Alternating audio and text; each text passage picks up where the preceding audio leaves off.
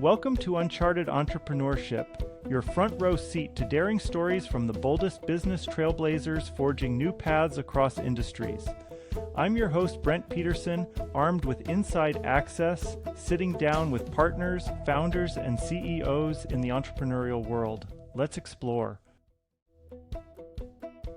This May 9th, 2024, ignite your entrepreneurial spirit at the Entrepreneurs Rally, a day where vision meets action in the heart of Minnesota.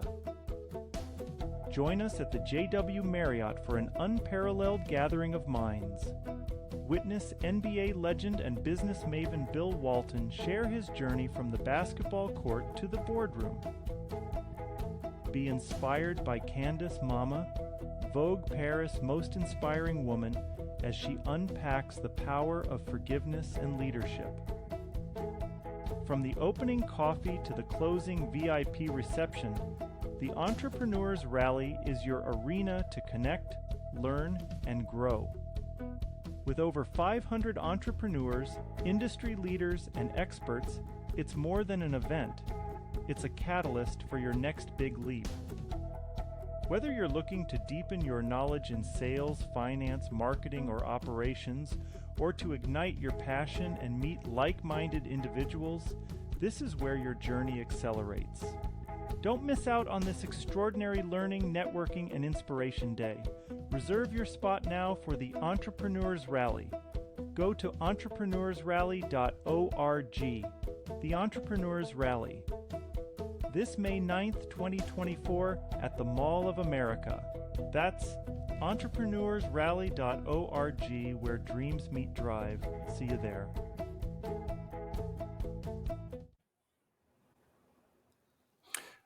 Welcome to this episode of Uncharted Entrepreneurship. Today I have Jeff Campbell from Scale Bank. Jeff, go ahead, do an introduction, tell us your day-to-day role, and maybe one of your passions in life.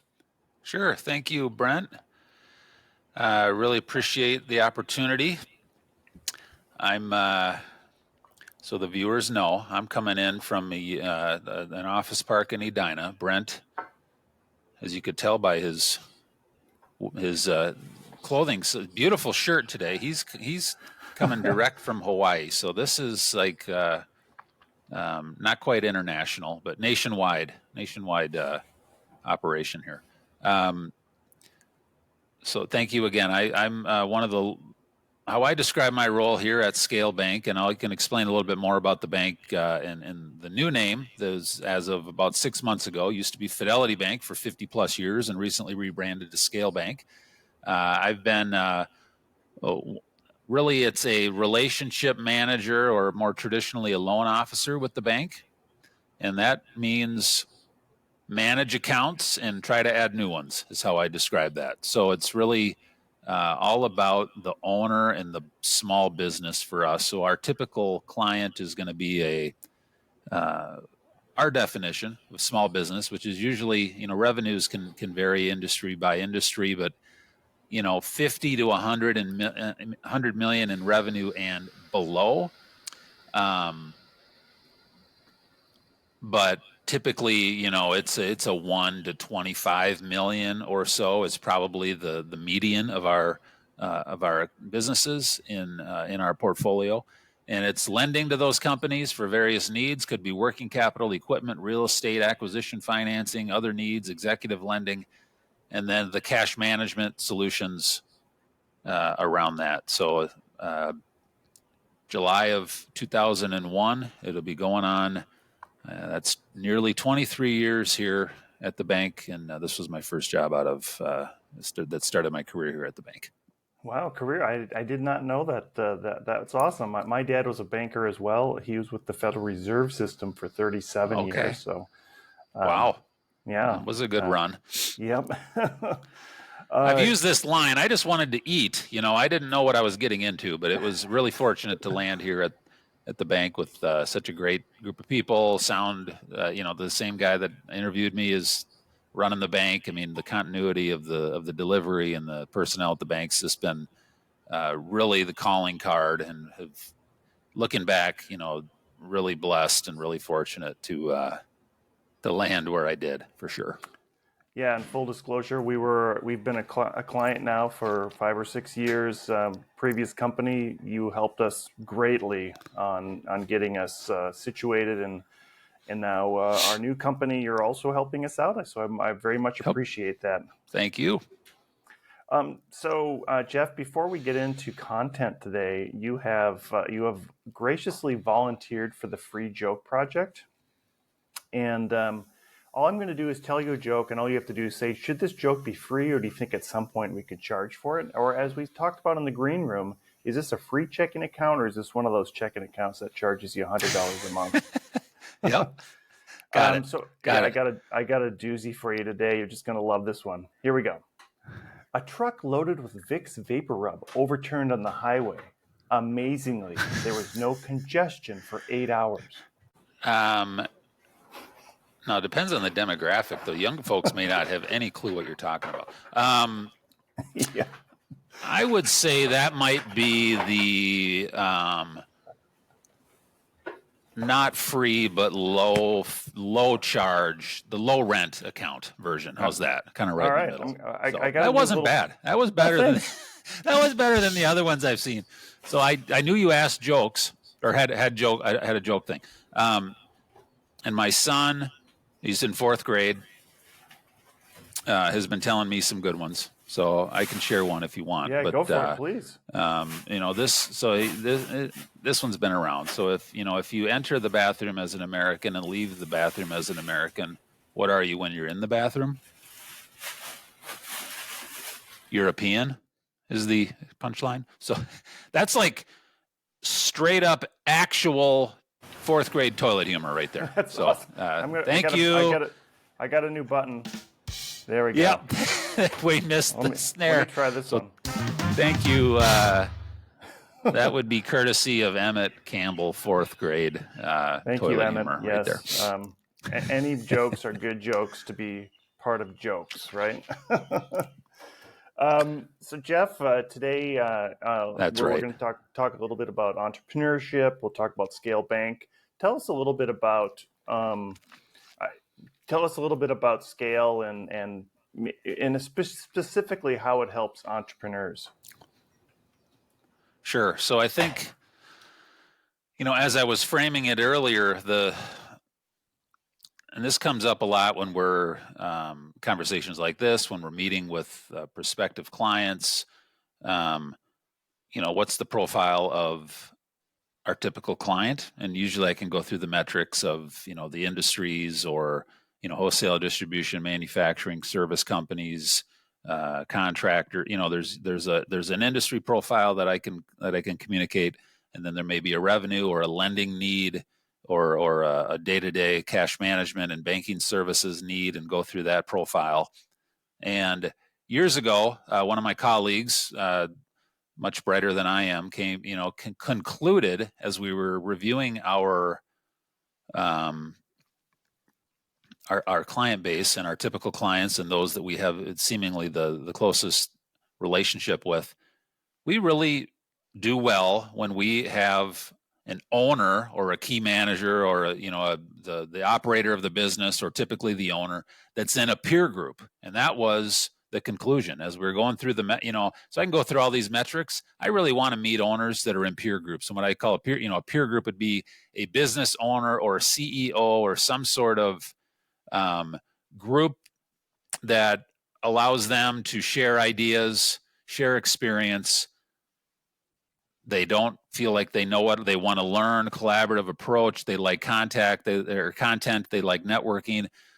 So that's been one differentiator. We really like the peer group model and owners and operators that are in peer groups. And usually, why is that? Because that's kind of what we're looking to provide. It's the money's green with whomever you're going to bank with, but that what can be provided outside of the day-to-day banking is really what we really push to deliver. And that can be, as mentioned, the continuity and consistency of the people, creative solutions, access to a network, access to groups like various peer groups like EO.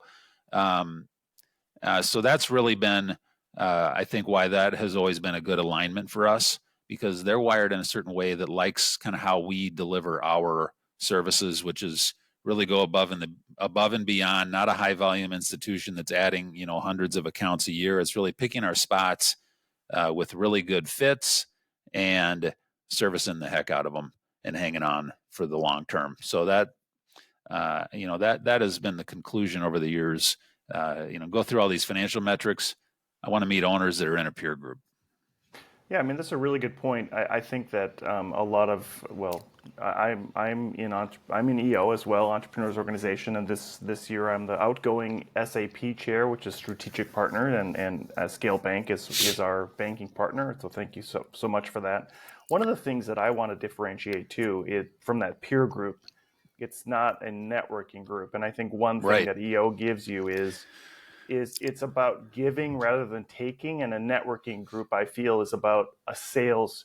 You're there for sales. You're there for trying to get something from somebody, where EO is more about sharing your experience and helping others understand what you've been through as an entrepreneur.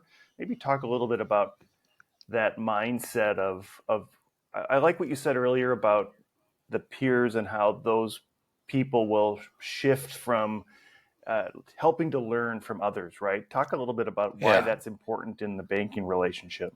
Well, I think and I've run into other clients that are in more like industry specific groups, that I don't think provide the value of what an EO or others may, which is more of a holistic.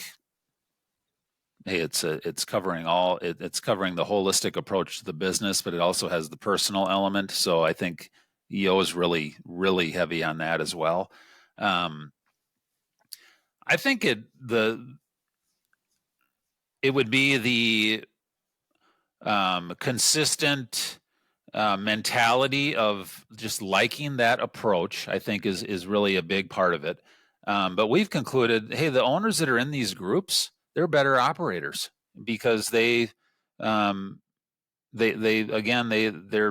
open to the collaborative approach and learning, and don't feel like they have all the answers, and is more of an open-mindedness that what they're taking other ideas and improving their business as a result. So I think, something like an EO or a similar peer group, or those that utilize an EOS model or something similar, the conclusion was these are better operators, better, more well-run businesses, and therefore better clients for the bank with more opportunity to grow with them.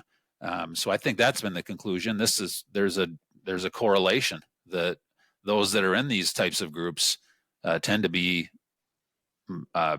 better run companies as a result. What are some of the things that you've seen over the years as being a sponsor for being a strategic partner with EO?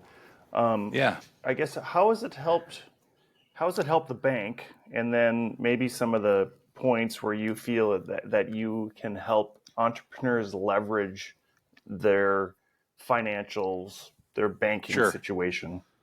Sure. Well, I mean, so we've been an SAP since, I have the plaque over there in the corner. It's since 2006. So obviously it's been a great relationship for the bank. We got involved. There were some existing clients of the bank that were, and this goes back, again, 18 years ago, they were already in EO. So that got us involved, got us connected. They were looking to add some additional strategic partners, and we were fortunate to kind of right place, right time. So there's regular meetings we get to attend as a result of being involved. Sometimes they may be certain time of the day, might be the end of the day, got a lot going on, but it's important to attend these things. One thing I will always say, when you leave a meeting at one of the events for EO, you always end up with a hop in your step afterwards, if that makes sense. I mean, these are energizing, motivating, inspiring type events most every time, and they could be, learning events, social events, whatever the case may be. Though that's one thing I would always that I always feel when I think about EO is, even if you're, I got to get to this event, I'm running out of time. Can I even make it today? Well, when you go, you end up really energized as a result, and with the hop in your step, that's for sure.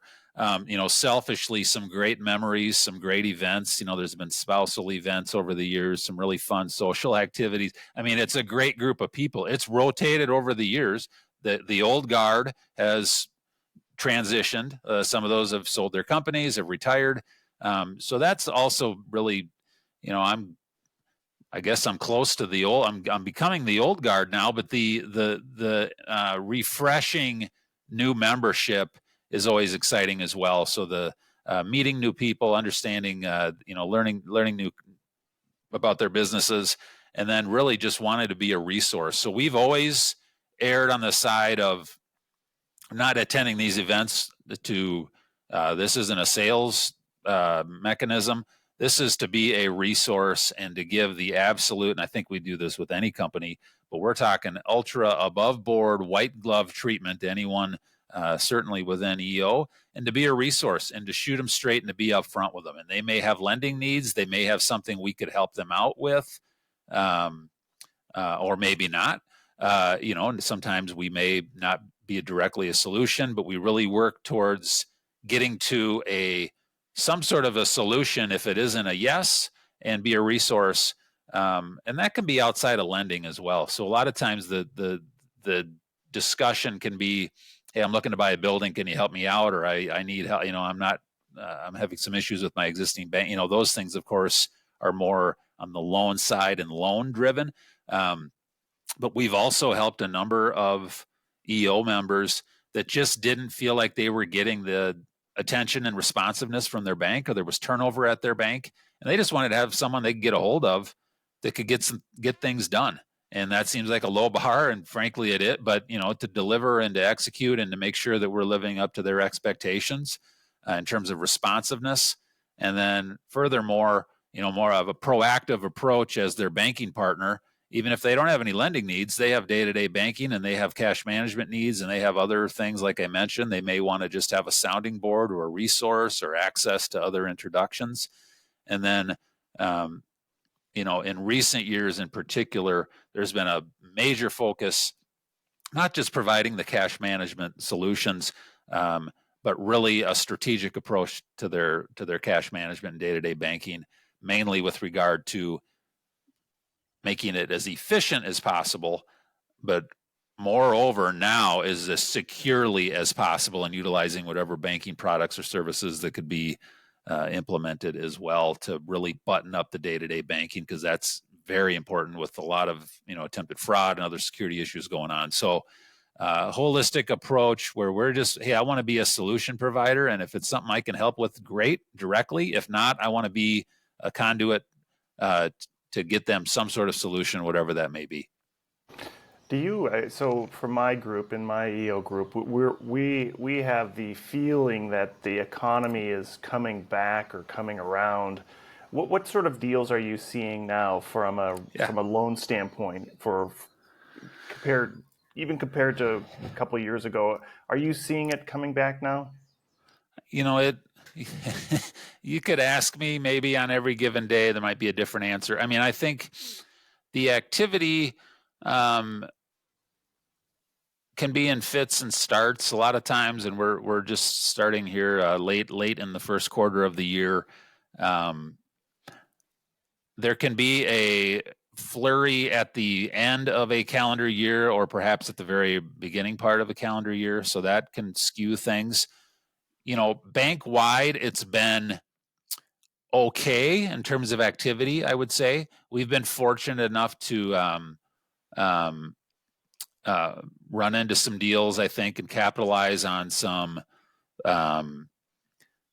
other issues in the banking system in general. So not every bank is feeling great with regard to their liquidity position these days, and this carries over from a year ago when there was systematic banking issues going on and bank failures, if you recall Silicon Valley Bank and others. And there's been a little bit of turmoil since then in the banking system with regard to liquidity, and then likewise margins for banks, because if a bank really led heavy into specifically commercial real estate with low fixed rate loans from years ago. Well, their cost of money has increased, and therefore their margins have been compressed. So you would add earnings issues, liquidity issues, and then now you may hear, in the news, it seems like commercial real estate in general, there may be some concerns that are really probably just starting and may get worse before they get better. Those things add up. Therefore, not every bank has the openness to lend money or seek new clients or aggressively price something that they really want. So we have been, knock on wood, very fortunate with a really nice diversified commercial base of deposits and a strong liquidity position. Again, these things change, and we're very fortunate. And again, knock on wood to we're extremely fortunate to be in that position. We're looking at some deals that maybe we wouldn't have looked at previously, is my point. So there's some real estate transactions that are more transactional driven that might be, usually driven by a broker network. Some banks, they may not necessarily be as open to those right now, given their own issues. So it's been more of a diversified set of opportunities. I think it's kind of the standard. It might be, given the interest rate environment, not everyone is there. There is some holding back where folks wanted to see where interest rates go. So that might be delaying or preventing those from making some big moves or acquiring a company or making that acquisition of a building or a big improvement to their equipment, or their facility. The election is always another reason to not do things. So there are some headwinds in terms of just cautious, let's wait and see. But generally speaking, I think although it's somewhat spotty, the portfolio has performed well. We really work with scrappy entrepreneurs is how I would describe it. So we've got really good operators that find a way to withstand whatever the environment may be. And, we've got a really good group of clients that are, again, I would use the word scrappy. So they're able to kind of get through even if the economy feels a little softer.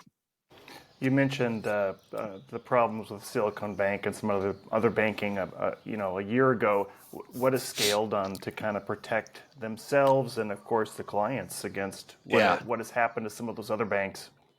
Well, I think there's a couple things. The one thing I would encourage anyone is get educated on who you're banking with.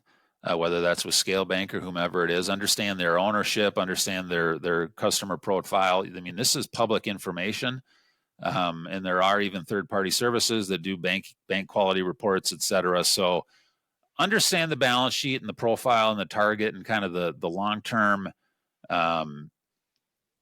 strategic plan for a bank. That's important to know because that may be contradictory to what the business owner may be looking for long-term. So that would be item number one.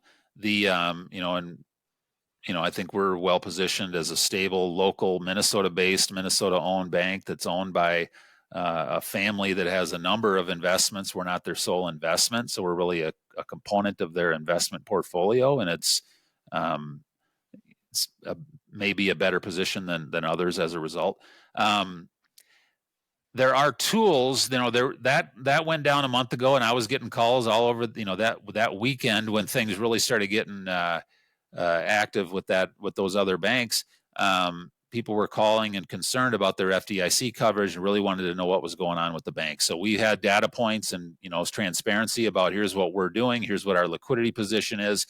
You kind of heard that from every bank. Our capital's strong, so the proof's in the pudding. You really got to understand what you're looking at. And there is, again, this is public information, but transparency with our portfolio and our liquidity and our capital position.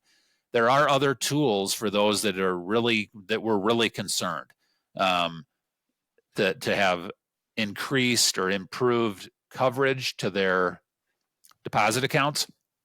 And there are tools to do that, which is essentially banks can enter into a program. If the deposit limit's $250,000 for the FDIC insurance, there are ways to get additional insurance by entering into a program where those funds are essentially swept overnight and shared in $250,000 increments amongst other FDIC insured banks. And then the, scale would have a reciprocal arrangement in which we would obtain deposits. This is all kind of done in the back end from other banks that are doing the same thing. So it would be a neutral position for us in terms of our liquidity, but the account holder and the business owner itself would get additional coverage, and that could be up to tens of millions of dollars in terms of FDIC coverage. So we had to dust that product off because it really wasn't popular, or really wasn't even a thing since the financial crisis. So that was that was more prevalent. Otherwise, a lot of folks asked some good questions, and then it was business as usual, and it was just understand again what's the bank got going on and know who you're working with. You mentioned the managing risk. How do you help your clients manage that fraud risk? As obviously, if a client has a risk, you have a risk, right? I'll tell you that it's a huge hot button. There are tools, so there would be two different paths there. I would say, first off, there's just the general mechanics of how you run your business and the diversification of segregation of duties, and have good internal systems within your own particular business, and then utilize the bank and find a bank that takes this seriously and has options and is proactively attending, that's proactively discussing these things with you.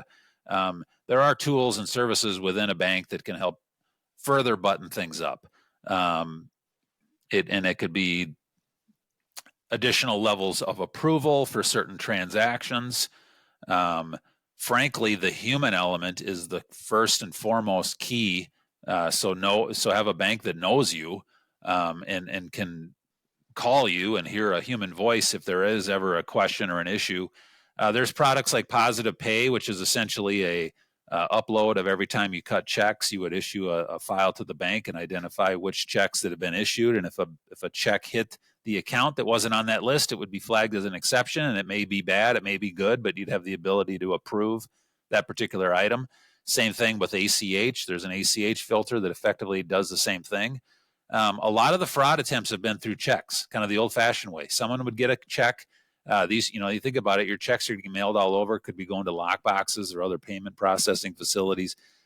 A bad actor gets that check, alters it, washes it, puts their name as the payee, could do a lot of different things, tries to represent it at another bank and deposit it. We've had that a couple times within the last week, and these were caught, thankfully, thank goodness. And it was a client that was not utilizing Positive Pay, although they will now. Our folks found it and saw it. It was $45,000+, but something looked off, and it was caught by the human element, like I said. And then another quick story. The technology and the IT security is huge. You hear about it could be ransomware, it could be other things, social engineering, in which they actually intercept an email and say, the CFO sends an email to somebody, hey, I'm traveling, can you wire funds out to the following to buy this? So pick up the phone and confirm these things. We had a loan closing on the first business day of the year, big dollars, nearly $2 million. We were in correspondence with the recipient of those funds before this transaction was to occur, and confirmed the account information for the receipt of the funds that we were going to wire out. And then the Friday, this is right before New Year's, so Friday the 30th or whatever it was of December, we get an email from the client say, hey, the seller is changing their account information. Here's where that wire should go, which right there is a red flag. We review the attachment. Something looks off. We call the seller, the one to receive the funds, and sure enough, this was totally bogus. Someone was in his email watching this correspondence back and forth, created a letterhead on another bank letterhead with new wiring instructions, sent it to our new client, who then sent it to us. And hey, if we were running 100 miles an hour, not paying attention, not knowing who we're working with, the height of the end of the year and just the frenzy going on, it could have been a disaster, and maybe a larger bank may not have been able to catch that. Again, the human element, taking time, knowing who you're working with, picking up the phone and calling and confirming these things is huge. That would have been a $1.9 million major issue. And thankfully we were able to take that one or figure that one out before any damage was done. Yeah, I just wanted to comment on what you said about paper checks. To our younger entrepreneurs, paper checks are something that people used to have to fill out, right, and send to somebody. And there are fewer checks in the system, but there's still plenty. So there is a push for less checks for sure through ACH, mainly through ACH, or there's other third-party payment solutions out there as well. Those can get there could be costs related to that, but it's inevitable there may be a check floating around, regardless of how efficient you're running your operation. Yeah, Jeff. So we've managed to get through our 20 minutes pretty quickly here. And thank you so much, but I feel like there's so much more we could talk about. As I close out the podcast, I give everybody a chance to do a shameless plug. Plug anything you'd like. What would you like to plug today? I would plug, and this is shameless, I guess. Absolutely. Well, Entrepreneurs Organization of Minnesota would be my plug. And I know this, your podcast is certainly directed at that. But back to the comments about, we found our clients and the folks that we've worked with over the years that are in a peer group ultimately are better run businesses as a result.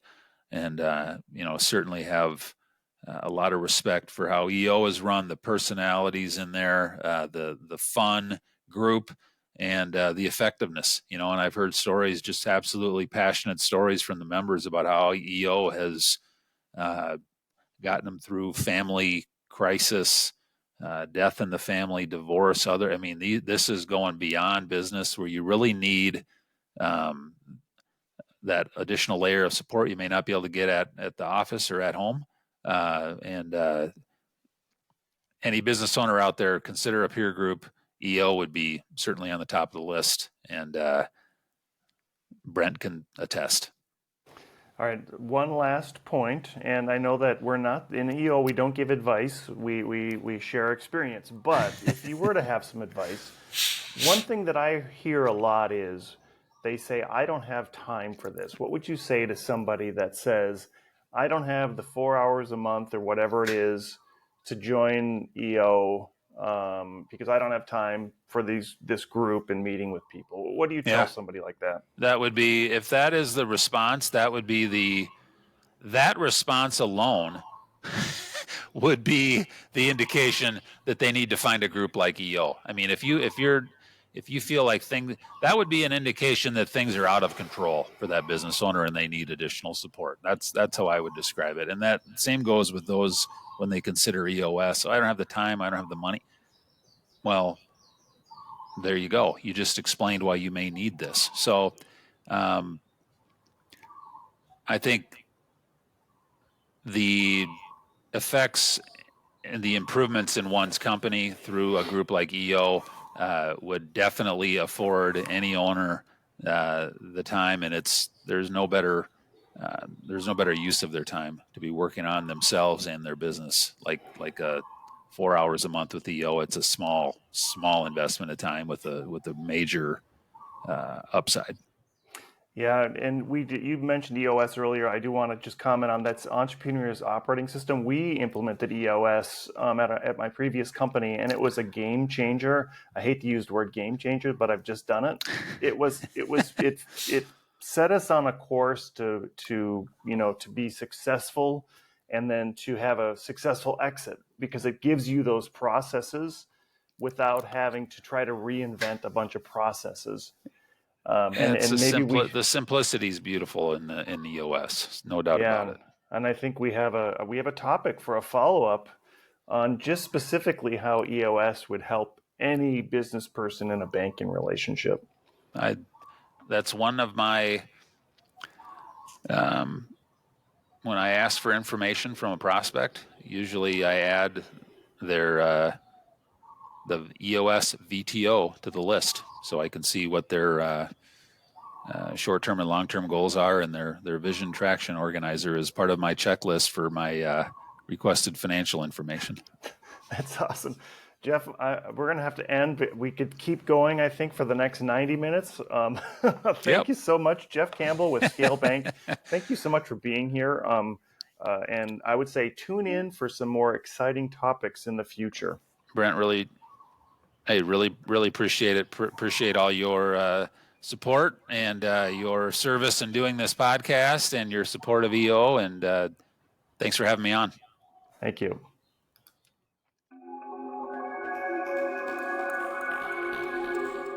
Uncharted Entrepreneurship is a production of Content Basis LLC. Copyright 2023. You can find more award-winning content at contentbasis.io.